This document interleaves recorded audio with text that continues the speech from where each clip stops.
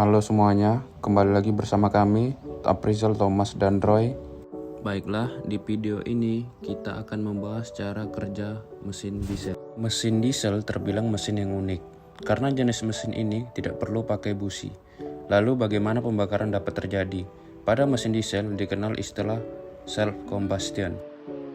Itu adalah kondisi di mana bahan bakar dapat menyala tanpa dipicu oleh percikan api. Lalu, bagaimana self combustion ini bisa terjadi pada mesin diesel? Kita akan mulai dari komponen ke cara kerjanya. Secara umum, mesin diesel itu punya komponen yang sama kayak mesin bensin. Ada piston, batang piston, poros engkol, rok silinder dan kepala silinder serta katup-katupnya. Tapi komponen yang paling utama pada mesin itu adalah piston. Karena berkat piston lah mesin bisa tercipta. Jadi piston itu cuma kerja naik turun di dalam blok silinder. Namun naik turunnya, piston yang membuat sebuah mesin dapat bekerja. Ketika piston gerak ke bawah, itu akan memperlebar volume silinder. Ketika piston gerak ke atas, itu akan memperkecil volume silinder. Pembesaran pengecilan volume silinder inilah yang dimanfaatkan untuk mesin dapat bekerja. Di atas blok silinder terpasang kepala silinder yang di dalamnya sudah terpasang katup hisap, katup buang, saluran hisap, dan saluran buang. Mekanisme katup dan tentu saja injektor katup akan mengatur keluar masuk udara ke dalam silinder. Katup hisap mengatur udara masuk katup buang, mengatur sisa pembakaran. Sementara mekanisme katup akan mengatur timing pembukaan katup hisap dan katup buang. Mekanisme katup ini terhubung dengan poros engkol melalui sebuah rantai.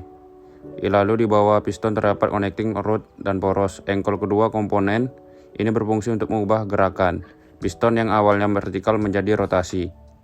Dari sinilah awal mula putaran mesin bisa berbentuk. Sekarang gimana cara kerjanya? Seperti yang tadi saya katakan, mesin itu bekerja memanfaatkan pembesaran dan pengecilan volume silinder. Lalu bagaimana caranya? Ketika motor starter memutar poros engkol, itu akan menarik piston untuk gerak ke bawah. Saat yang sama, mekanisme katup membuka katup hisap. Lalu apa yang terjadi? Udara masuk ke dalam silinder. Kalau Anda pernah belajar tentang mesin bensin, ini namanya langkah hisap, di mana campuran udara dan bensin terhisap ke dalam silinder mesin. Pada mesin diesel juga sama, namanya langkah hisap. Tapi bedanya, yang terhisap masuk ke silinder itu cuma udara tanpa bahan bakar. Kemudian motor starter mesti mutar poros engkol. Putaran itu akan mendorong piston buat gerak ke atas. Tapi sekarang mekanisme katup tidak membuka, alias menutup katup hisap. Apa yang terjadi? Ada pengecilan volume di mana sebelumnya ruang silinder ini terisi oleh udara. Akibatnya terjadi kompresi. Kompresi ini akan membuat udara yang sebelumnya terhisap menjadi naik tekanannya dan suhunya.